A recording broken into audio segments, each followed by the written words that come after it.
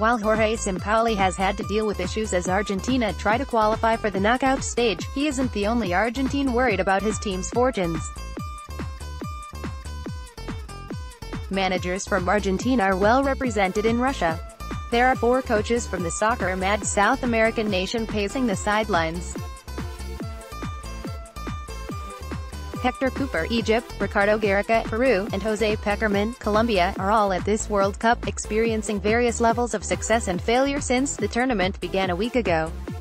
All the Argentine managers have both played and coached in their native country to varying degrees of success over the past few decades.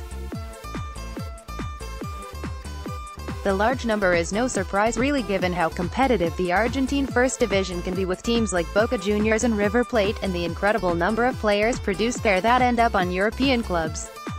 A week into the tournament, here's a look at how these 4 Argentines are doing, their grade thus far at the tournament, and what we can expect from them in the future.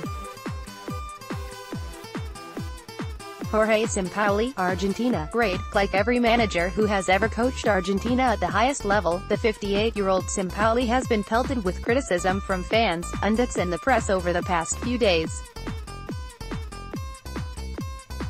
Expectations are always high each time Argentina enter a World Cup, and this past week has been no different.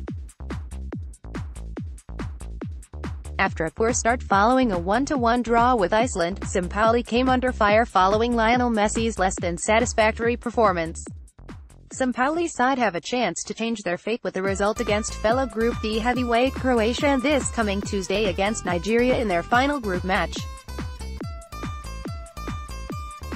Whether La Albiceleste can achieve ultimate success in Russia or become a major flop is something yet to be determined. The jury is still out on this team. Win the whole thing and Sampaoli gets in, but failure to reach at least the semi-finals would get him an F and certainly the sack. Jose Pekerman, Colombia. Grade: see the 68-year-old Pekerman coached his native Argentina at the 2006 World Cup, which ended with a crushing 1-0 loss to hosts Germany in the quarter-finals after he had dropped stars Walter Samuel and Javier Zanetti on the eve of the tournament. After returning to club soccer in Mexico with Toluca and later Tigres, Pekerman took over for Colombia ahead of the 2014 World Cup qualifying tournament. Losing 1-0 to Japan in their first game over in Group H was not a great start. What Pekerman needs to do now is galvanize his talented side and earn 3 points Sunday against Poland. Another defeat and Colombia will be eliminated from this tournament. Despite being in charge of Los Cafeteros since 2012 and helping them go on a quarter-final run at the last World Cup thanks also to the heroics of James Rodriguez, early elimination in Russia could also spell the end for Pekerman at the helm. Ricardo Gareca, Peru. Grade: under the 60-year-old Gareca, Peru qualified for their first World Cup since 1982. Once in Russia, however, the excitement soon turned to dismay after Peru, despite the large crowd cheering for them, lost to Denmark 1-0. The situation in Group C grew even worse for Peru on Thursday after going down early to France and eventually losing 1-0 again.